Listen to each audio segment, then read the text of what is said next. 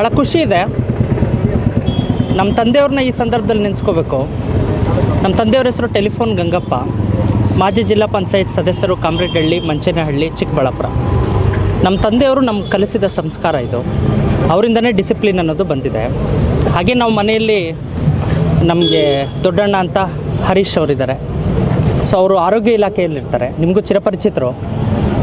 ಗಿರೀಶ್ ಅವರಿದ್ದಾರೆ. ನಮ್ಮ ಕುಟುಂಬ ಇದೆ. ಸೊ ನಮ್ಮ ಕುಟುಂಬದಲ್ಲಿ ಯಾರೆಲ್ಲ ಇದ್ದಾರೆ ಪ್ರತಿಯೊಬ್ಬರು ಡಿಸಿಪ್ಲಿನ್ ಆಗಿ ಇರುವಂಥದ್ದು. ಸೊ ಅವರೆಲ್ಲರಿಂದ ನಾನು ಕಲಿತಂತಹ ಪಾಠಗಳೇ ಇಂದು ಏನು ನನ್ನ ನಡೆ ಇದೆ ಅದು. ಸೊ ನಮ್ಮ ದೊಡ್ಡಣ್ಣ ಅವರು ಕೂಡ, ಹರೀಶ್ ಅವರು ಕೂಡ ಅಷ್ಟೇ ಬಹಳ ಡಿಸಿಪ್ಲಿನ್ ವ್ಯಕ್ತಿ. ಸೊ ಅವರು ಕೂಡ ಅವ್ರದ್ದೇ ಆದಂಥ ಕ್ಷೇತ್ರದಲ್ಲಿ ಭಾಳಷ್ಟು ದೊಡ್ಡ ಹೆಸರು ಮಾಡಿದ್ದಾರೆ. ಅವರೆಲ್ಲ ನಮಗೆಲ್ಲ ಇನ್ಸ್ಪಿರೇಷನ್ನು. ನಮ್ಮ ಮನೆಯಲ್ಲೇ ನಮ್ಮ ಭಾವಂದಿರು ಎಲ್ಲನೂ ಟೀಚರ್ಸ್ ಆಗಿದ್ದಾರೆ, ಲೆಕ್ಚರರ್ಸ್ ಆಗಿದ್ದಾರೆ. ಭಾಳ ಒಳ್ಳೆಯ ಕುಟುಂಬದಿಂದ ಬಂದಿರೋದ್ರಿಂದ ಆ ಭಗವಂತ ಏನು ನನಗೆ ಅನುಕೂಲ ಕೊಟ್ಟಿದ್ದಾನೆ ಅದರಲ್ಲಿ ನನ್ನ ಕೈಲಾದಂತಹ ಸಮಾಜ ಸೇವೆಯನ್ನು ಮಾಡ್ತಾಯಿದ್ದೀನಿ.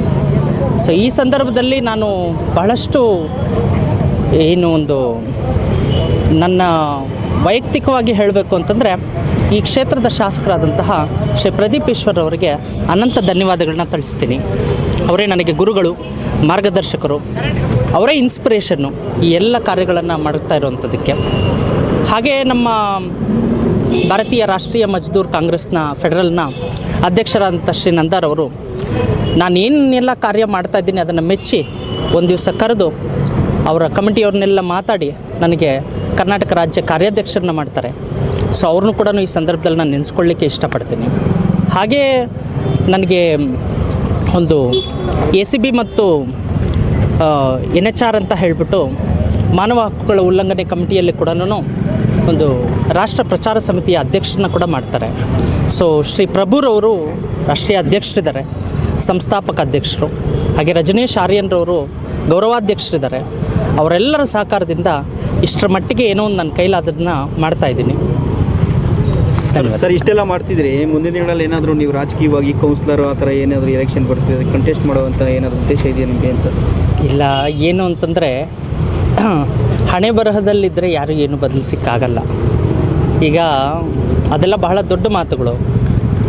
ನಮ್ಮ ಕರ್ನಾಟಕನೇ ಕೊಂಡಾಡ್ತಾ ಇರುವಂತಹ ಶಾಸಕರು, ಚಿಕ್ಕಬಳ್ಳಾಪುರದ ಶಾಸಕರು ನಮ್ಮ ಪ್ರದೀಪ್ ಈಶ್ವರ್ ಅವರ ಆಶೀರ್ವಾದ, ಹಾಗೆ ನಮ್ಮ MC ಸುಧಾಕರ್ ಸಾಹೇಬ್ರವರ ಆಶೀರ್ವಾದ, ರಾಮಯ್ಯರವರ ಆಶೀರ್ವಾದ, ಭಾಳಷ್ಟು ಕಾಂಗ್ರೆಸ್ನ ಹಿರಿಯ ಮುಖಂಡರು, ಭಾಳಷ್ಟು ಜನರ ಆಶೀರ್ವಾದ ಇದ್ದರೆ ಮುಂದಿನ ದಿನಗಳಲ್ಲಿ ಅವಕಾಶ ಇದ್ದಾಗ ನನ್ನ ಪಾಲಿಗೆ ಬಂದರೆ ಜನರ ಆಶೀರ್ವಾದ ಅಂತೂ ಯಾವಾಗಲೂ ಇರುತ್ತೆ.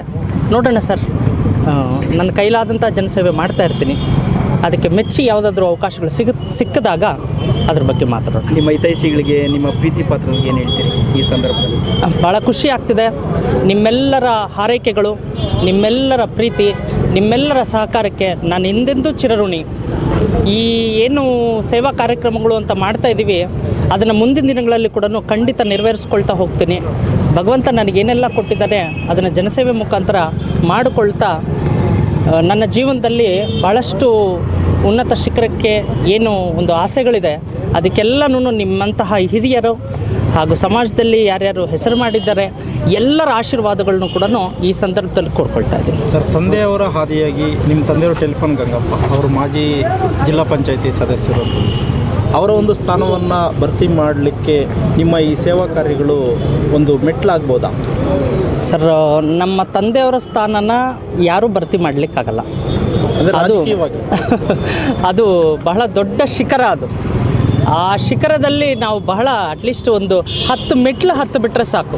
ಅವರಷ್ಟು ಡಿಸಿಪ್ಲಿನ್ ಆಗ್ಬೋದು. ಈಗಲೂ ಕೂಡ ತಾಲೂಕಿನಾದ್ಯಂತ ನಾನು ಎಲ್ಲಿಗೆ ಹೋದ್ರೂ ನನ್ನ ಹೆಸರಿಗಿಂತ ಉಪನ್ಯಾಸಕನಾಗಿ ನಾನು ಏನು ಹೆಸರು ಸಂಪಾದನೆ ಮಾಡಿದ್ದೀನಿ, ವಿದ್ಯಾರ್ಥಿಗಳನ್ನ ಸಂಪಾದನೆ ಮಾಡಿದ್ದೀನಿ. ಟೆಲಿಫೋನ್ ಗಂಗಪ್ಪನವರ ಮಗ ಅಂತಂದರೆ ಅದರ ರೆಸ್ಪೆಕ್ಟೇ ಬೇರೆ ಇದೆ.